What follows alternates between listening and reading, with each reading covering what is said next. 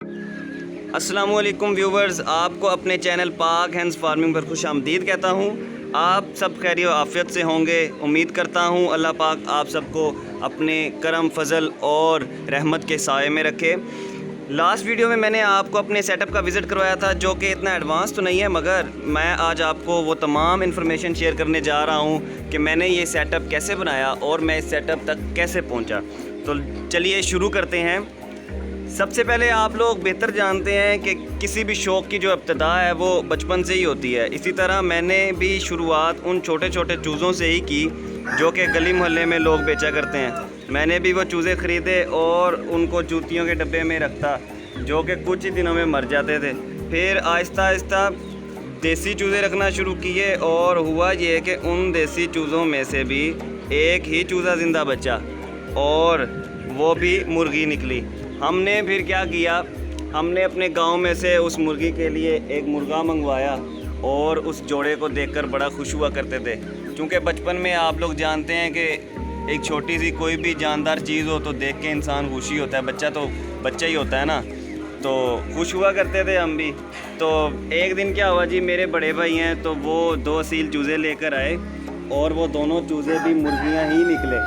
हमने उन मुर्गियों के लिए असील मुर्गा गांव से मंगवाया और हमारा जो गांव है, आबाई गांव है, वो मियाँ वाली है। और आप लोग तो बेहतर जानते हैं कि मियाँ वाली के मुर्गे पूरी एक कंट्री में नहीं बल्कि पूरी वर्ल्ड में अपनी एक अलग पहचान रखते हैं। जो लोग असील को जानते हैं वहाँ पर मियाँ वाली के असील की बात ना हो तो ऐसा मुमकिन ही नहीं है। बहरहाल हमारे पास उस वक्त असील के बारे में कुछ ख़ास इन्फॉर्मेशन तो नहीं थी, लेकिन बस इतना था कि नाम जानते थे जी असील। ये नहीं पता था कि असील में क्वालिटी क्या होनी चाहिए, एक अच्छे असील की और एक बुरे असील की पहचान क्या होती है। अब भी इतनी ख़ास इन्फॉर्मेशन तो नहीं है, लेकिन पहले से कुछ बेहतर है। तो क्या हुआ जी, हमने वो मुर्गा मंगवा लिया और वो मुर्गा हमने अपने मुर्गियों के साथ लगाया तो उसके रिज़ल्ट जो थे वो बहुत अच्छा निकला। और उन मुर्गियों में से हमने तकरीबन 9 चूज़े जो थे वो हैच करवाए। वो जो 9 चूज़े थे उनको पाला और यहाँ तक कि वो 9 चूज़े भी ब्रीडिंग के काबिल हो गए।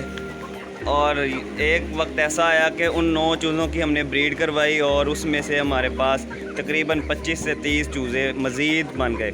यहाँ पर मैं आपको बताता चलूँ कि असील की आजकल लोग जो नए शौकीन हैं वो असील तो ख़रीदना चाहते हैं, मगर हमारी तरह पहचान जो है वो बहुत मुश्किल होती है। पहचान करना असील की कि ये अच्छा असील है या बुरा असील है, तो ये बड़ा एक मुश्किल काम होता है। तो हमारे पास भी ऐसे था, हमने असील ख़रीदने की चाह में 1-2 दफ़ा तो काफ़ी नुकसान भी उठाया है। वो ऐसे कि इधर लाहौर में लारी अड्डा है, उसकी बैक साइड पर मार्केट है, तो उस मार्केट में वायरस से भरपूर माल आता है, जिसमें जो मुर्गे होते हैं बाज़ार देखने में तो बिल्कुल ठीक होते हैं, लेकिन कुछ वक्त गुजरने के साथ जैसे जब उनको घर लाया जाता है तो तकरीबन 1-आध दिन ही ज़िंदा रहते हैं और वो मर जाते हैं। हमने भी इसी तरह 3-4 बार वहाँ से मुर्गियाँ भी ख़रीदी, मुर्गे भी ख़रीदे, और हुआ ये कि फिर एक दिन गुज़रता था और वो वायरस का इतना शिकार होते हैं कि आपके घर में भी जो परिंदे मौजूद हों तो उनको भी वो साथ ले जाते हैं। तो हमारे साथ भी ऐसा ही हुआ, लेकिन बहरहाल हमने गाँव से जब मुर्गा मंगवाया तो वो बड़ी अच्छी ब्रीड की उसने, और जो 9 चूज़े निकले उन 9 में से भी आगे हमने 25 चूज़े निकलवाए। तो जब वो 25 चूज़े हमारे पास आए तो हमने वो पहले वाले 9 जो थे सेल कर दिए। 25 चूज़ों को जब हमने पालना शुरू किया तो हमारे पास पहले सिंपल ये आप कुड्डा देख रहे होंगे सामने, एक यही कुड्डा था, उसके अलावा हमारे पास ये कोई इतना बड़ा। फिर उन 25 चूज़ों के बाद मेरे एक दोस्त थे, उन्होंने हमें ऑस्ट्रेलूप के बारे में बताया, तो हमने कुछ 15 ऑस्ट्रेलूप चिक्स परचेज़ किए और वो जो 25 चिक्स थे असील के वो हमने सेल आउट कर दिए। क्योंकि असील बाय नेचर डिफरेंट है ऑस्ट्रेलूप से, दोनों की जो नेचर है वो एक दूसरे से मुख्तलिफ होती है।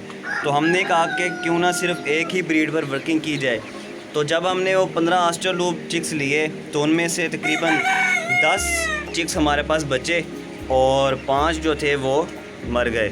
तो वो 10 चिक्स जब अपनी ब्रीडिंग स्टेज पर पहुँचे और जब उन्होंने अंडे देना शुरू कर दिए तो हमने, जब वो 10 चूज़े ऑस्ट्रेलूप के बड़े हुए और मुर्गे मुर्गियाँ बन गए तो हमने एक मशीन ख़रीदी, हैचिंग मशीन। तो क्या था जी, लोकल मशीन ख़रीदी, तकरीबन 3000 की ख़रीदी तो फर्स्टली तो हमने उसमें 25 अंडे रखे और हमें बहुत अच्छा रिज़ल्ट मिला, और वो 25 अंडे उन मुर्गियों के पहले 25 अंडे थे।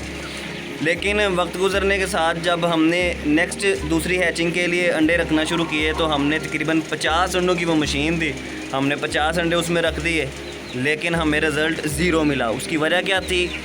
उसकी वजह थी सिर्फ़ और सिर्फ उनकी फ़ीड क्या थी जी? हम उनको 13 नंबर फ़ीड देते रहे हैं। उस फ़ीड का काम क्या है जी? अगर मुर्गी जहाँ पर 20 अंडे लगाती है तो उसका काम ये है कि उसने मुर्गी से 30 अंडे निकलवाने हैं। अब हुआ क्या जी? हमने वो उनको फ़ीड तो दी, उन्होंने अंडे की जो प्रोडक्शन थी उसको तो बढ़ाया, लेकिन अंडे की ग़िज़ाइयत और अंडे की ताकत जो थी ना उसको ख़त्म कर दिया। अब उसमें फर्टिलिटी रेट तो था, फर्टाइल तो वो थे, लेकिन उसमें ताकत नहीं थी। होता ये था कि चूज़ा बनता था उसमें, लेकिन ताकत ना होने की वजह से वो चूज़ा अंडे से बाहर ही नहीं आ सकता था, जिसकी वजह क्या होती थी कि वो अंडे के अंदर ही मर जाता था। तो तब तो पहले तो हमें तो ये लगा कि यार कि ये लोकल मशीन है, शायद इसकी वजह से कोई मसला हो रहा होगा। हमने यही किया कि हमने फिर मशीन चेंज करने का इरादा किया। हमने थोड़ी एडवांस मशीन ख़रीदी जो उससे थोड़ी महंगी थी, तो हमने कहा कि अब इंशाल्लाह अच्छा रिज़ल्ट आएगा। लेकिन हुआ ये कि उसमें से भी रिज़ल्ट ज़ीरो ही था। जब हमने देखा कि अब हमने मशीन भी चेंज कर दी है और फिर भी हमारा जो रिज़ल्ट है वो ज़ीरो ही है, तो हमने YouTube से जब सर्च किया और फिर हमें पता चला कि ये तो सब फ़ीड का ही मसला है। क्योंकि जो फ़ीड है ये तो एक तो परिंदे को कमज़ोर कर देती है, क्योंकि आप खुद ही अंदाज़ा लगा सकते हैं कि जिस परिंदे ने 25 अंडे देने हैं तो वो फ़ीड उससे 35 अंडे लगवा रही है, तो वो जो 35 अंडे हैं वो परिंदे को बहुत ज़्यादा कमज़ोर कर देते हैं, वीक कर देते हैं, और अंडे की जो ग़िज़ाइयत है उसमें भी वो बात नहीं रहती जो कि एक नॉर्मल अंडे में रहती है। तो फिर हमने क्या किया कि हमने वो जो हमारे पास ब्रीडर पेयर्स थे हमने उन तमाम को सेल आउट करके तो फिर हमने ये सेटअप तैयार किया। तो इंशाल्लाह हम आपको नेक्स्ट वीडियो में इस सेटअप के बारे में बताएंगे कि इस सेटअप को तैयार करने में हमारा कितना ख़र्च आया, और ये जो हमारे पास यहाँ पर बर्ड्स मौजूद हैं ये हमने कितने में ख़रीदे और कितनी एज के ख़रीदे, और अब तक हम इन पर कितना एक्सपेंस कर चुके हैं। तो हमारी वीडियो देखने के लिए हमारे चैनल को सब्सक्राइब कीजिए ताकि नेक्स्ट आने वाली वीडियो आप तक जल्द अज जल्द पहुँच सके।